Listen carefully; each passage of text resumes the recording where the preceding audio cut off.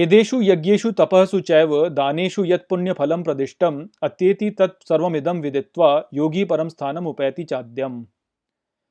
नमस्कार मित्रों। ये जो श्लोक है भगवत गीता के 8वें अध्याय का 28वां श्लोक है, जिसे हम आज गहराई से समझेंगे। तो आइए सबसे पहले इसके अर्थ को समझते हैं। तो जो श्लोक है वो कहता है, वेदेषु यज्ञेषु तपःसु चैव, अर्थात वेद में, यज्ञ में, तप में और निश्चित ही, दानेषु यत् पुण्य फलम प्रदिष्टम, अर्थात दान में जो पुण्य फल नियुक्त है, अत्येति तत्सर्वमिदं विदित्वा, अर्थात उनको पार करता है सभी यहाँ जानकर, योगी परम स्थानम उपैति चाद्यम, अर्थात योगी मूल परम स्थान को प्राप्त करता है। तो ये जो श्लोक है यह भगवद गीता के 8वें अध्याय का अंतिम श्लोक है। तो यहाँ पर श्री कृष्ण 8वें अध्याय को समाप्त करते हैं अर्जुन से ये कहकर कि जो भी वेदों में, यज्ञों में, तप में और दान में जो फल है, जो उसमें निहित फल है, उसको त्याग करके या उसके परे जा करके जो योगी होता है वह अपने मूल स्थान को, जो कि सर्वोच्च स्थान है, उसे प्राप्त करता है। तो यहाँ पर श्री कृष्ण जो कह रहे हैं वह यही है कि जो व्यक्ति अपने जीवन के सभी कार्यों के जो फल होते हैं उनके परे चला जाता है, अर्थात वह स्वयं के लिए किसी भी फल की इच्छा के द्वारा कार्य नहीं करता, वह व्यक्ति इन फलों के परे जा करके वास्तव में अपने मूल स्थान को प्राप्त करता है। तो ये जो मूल स्थान है यही वास्तव में सर्वोच्च स्थान है, क्योंकि यही है जिससे कि यहाँ पर सब कुछ उत्पन्न हुआ है।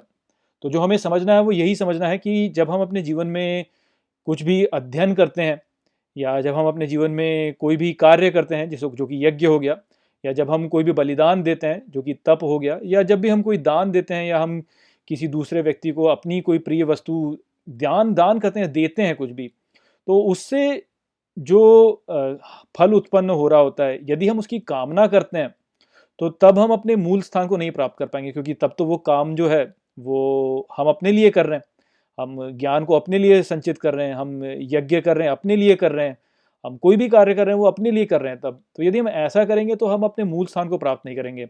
वहीं पर यदि हम इन सभी कार्यों को उस दिव्य को समर्पित कर देते हैं, अर्थात हम उनके परे चले जाते हैं और हम इन कार्यों को करते तो हैं किंतु उनको करते हैं दिव्य के लिए, तो यदि हम वैसा करेंगे तब हम अपने मूल स्थान को प्राप्त करेंगे।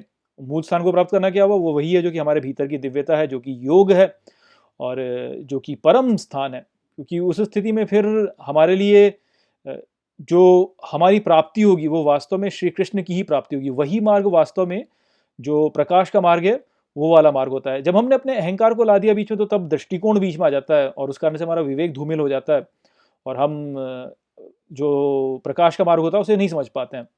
वहीं पर यदि हम उसको त्याग दें तो तब हमारा अहंकार जो होता है वह नहीं आता बीच में, तब केवल दिव्य ही रहता है। सारे कार्य जो होते हैं वो ईश्वर के लिए ही होते हैं और उस स्थिति में होता यही है कि हम फिर परम के दृष्टिकोण से सब कुछ देख पाते हैं, और जब हम परम के दृष्टिकोण से सब कुछ देखेंगे तो हम परम को ही प्राप्त कर लेंगे और जो हमारा स्थान होगा वह उस समय पे उच्चतम स्थान होगा, क्योंकि वही तो स्थान है जिससे कि सब कुछ यहाँ पे उत्पन्न हो रहा है।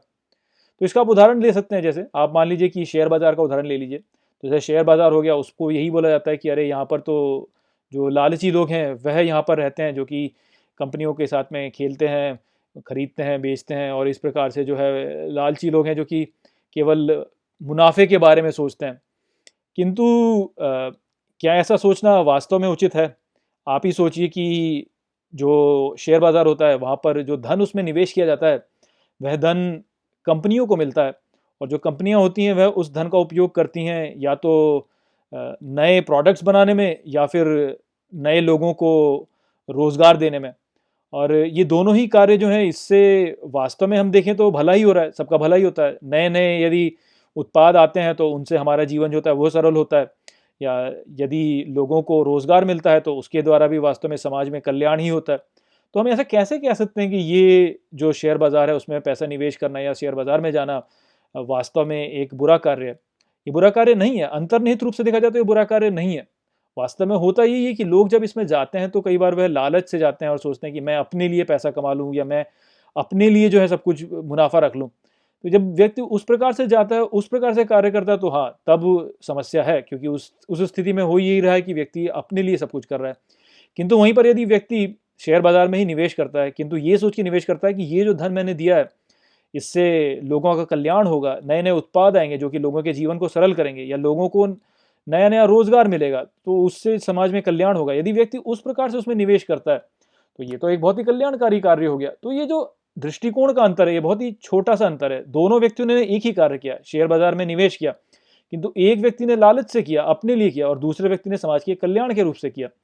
उन दोनों की जो छोटा सा जो अंतर है, इसी से वास्तव में जीवन की जो गुणवत्ता होती है उसमें बहुत अंतर पड़ जाता है।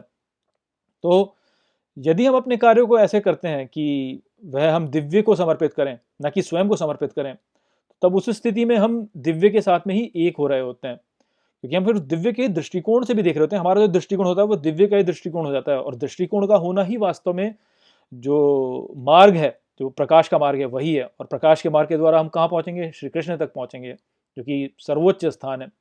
तो इसीलिए हम सभी को ये निश्चय करना चाहिए कि जीवन में जब हम कभी भी कुछ कर रहे हैं तो अपने सभी कार्यों को हम उस दिव्य को समर्पित करें। तो जो भी हम विद्या अर्जित कर रहे हैं तो वो विद्या जो है हम दिव्य को अर्पित करें। जो भी धन हम अर्जित कर रहे हैं वह धन जो है वह भी हम दिव्य को अर्पित करें। जो भी शक्ति हम प्राप्त कर रहे हैं वह भी हम दिव्य को ही अर्पित करें। दूसरों की सहायता भी हम कर रहे हैं तो हम यही सोच के करें कि यह दिव्य की ओर ही है, ना कि हमारे किसी निहित स्वार्थ से संबंधित। तो इस प्रकार से जब हम करेंगे, जब हम इस सृष्टि में फिर जब हम धन कमाएंगे तो भी हम वास्तव में दिव्य का ही धन बढ़ा रहे हैं, जो कि लक्ष्मी है। यदि हम विद्या अर्जित करेंगे, यदि हम ज्ञान अर्जित करेंगे तो वह भी फिर दिव्य का ही ज्ञान है जिसमें कि वृद्धि हो रही, तो वह सरस्वती है। यदि हम शक्ति अर्जित करते हैं उस समय में, वो भी दिव्य के लिए ही हम यदि उसे अर्पित कर रहे हैं तो तब हम दुर्गा की वृद्धि करते हैं। तो इस प्रकार से हम कल्याणकारी कार्य ही कर रहे होते हैं जब हम अपने कार्यों को करते ऐसे हैं कि उनके फलों के परे जाकर के उन्हें हम दिव्य को समर्पित करते हैं। तो यही बात है जो कि यहाँ पर श्री कृष्ण कह रहे हैं। तो आशा करता हूँ कि मैंने इस श्लोक को आपको अच्छे से समझा दिया होगा, और मैं ये भी आशा करता हूँ कि मैंने 8वें अध्याय को आपको अच्छे से समझा दिया होगा। यहीं पर 8वां अध्याय जो है वह समाप्त होता है। अब मैं आपको इसका सार प्रस्तुत करूँगा और फिर इसके संबंध में एक परीक्षा भी आपके सामने प्रस्तुत करूँगा। तो चलिए यहाँ पे मैं इस वीडियो को समाप्त करता हूँ। नमस्ते। वीडियो को अंत तक देखने के लिए धन्यवाद। यदि आपको ये वीडियो पसंद आया हो तो इसको अपने प्रियजनों के साथ में साझा करें और इस ज्ञान को और फैलाएं। यदि आपके पास कोई भी प्रश्न है तो मुझसे इंस्टाग्राम पर जुड़िए। वहाँ पर मैं हर शनिवार रात को एक लाइव Q&A सेशन रखता हूँ और आप मुझसे वहाँ पर अपने प्रश्न पूछ सकते हैं। जय श्री कृष्ण।